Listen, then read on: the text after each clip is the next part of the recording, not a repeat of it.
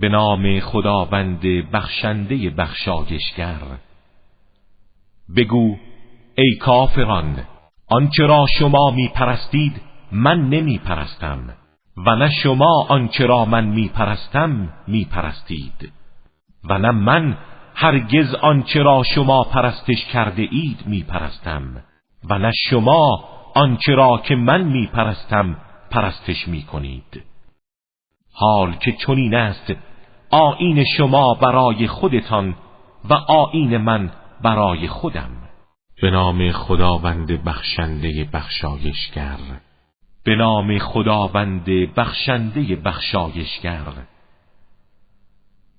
هنگامی که یاری خدا و پیروزی فرا رسد و ببینی مردم گروه گروه وارد دین خدا می شوند، پروردگارت را تسبیح و حمد کن و از او آمرزش بخواه که او بسیار توبه پذیر است. به نام خداوند بخشنده بخشایشگر. به نام خداوند بخشنده بخشایشگر.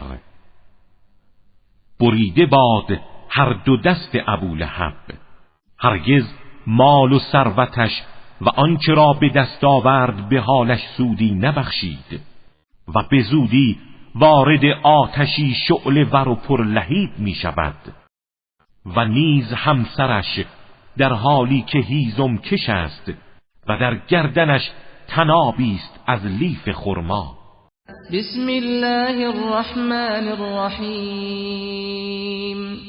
قل اعوذ برب الفلق من شر ما خلق ومن شر غاسق اذا وقب ومن شر النفاثات في العقد ومن شر حاسد اذا حسد.